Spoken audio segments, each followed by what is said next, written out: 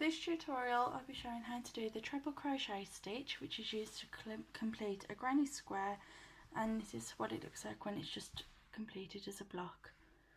Okay, so to start I'm going to make a row of 12 chains. Okay, I've started with a slip knot on my hook. I'm going to do 12 chains, which will be a working row of 10 and a turning chain of 2. So 1, 2, 3, 4, 5, 6, 7, 8, 9, 10, 11, 12. So we've now got 12 chains. We're going to wrap our wool over our hook and insert it into the third chain from the hook. So 1, 2, 3. Take your hook, insert, and then pull up another loop. So now we've got 3 loops on our hook. Wrap your yarn over and pull through 2. Then you want to pull through the yarn through 2 loops again. Now we've got our turning chain, which was the 2 that we missed, and our first treble crochet. So you want to wrap the wool over the hook, insert it into the next hook along the chain, wrap your wool over and pull through 2, wrap your wool and pull through the remaining 2. So now we've got our turning chain, we've got our first treble crochet and our second treble crochet. We're going to complete the whole of the chain in this method. So wrap your wool around, insert it into the next loop, pull up 2 and then 2 again. Wrap your yarn over, go into the next chain, pull through, so you've got 3 loops, pull your wool through the first 2 and then through the next 2. We're going to continue until we get to the end.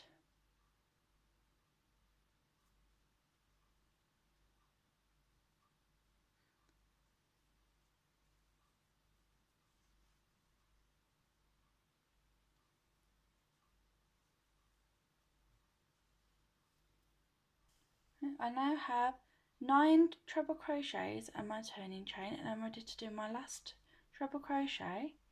And you can see here on the last one we've got 1 chain remaining, and then we've got the slip knot that we did to start with.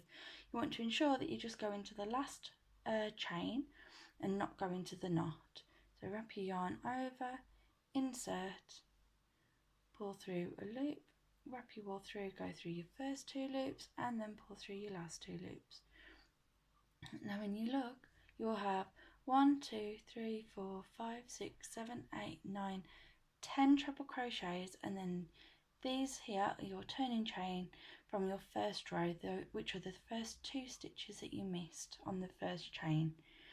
Right, so now we're going to go up a row. You want to chain 2 and turn your work.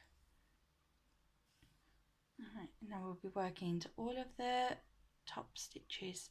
So at the bottom of this chain here you can see your first stitch that we're going to work into. So wrap your yarn over, go straight into the bottom of that chain 2 that you just created.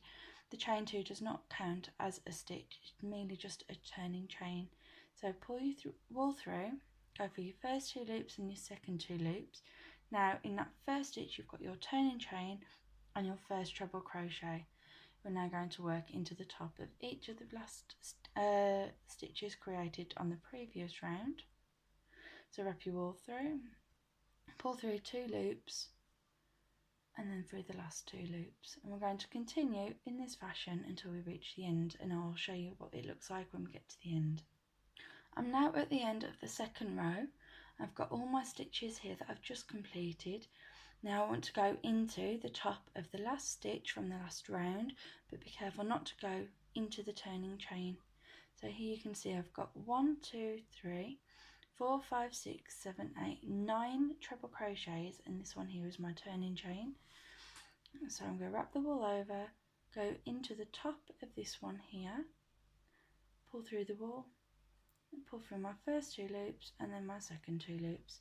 Now that completes the end of the second row. We're going to now chain 2 again and turn. we're going to wrap the wool over the hook, insert into the base of the 2 chains that we've just made, and complete your first treble crochet.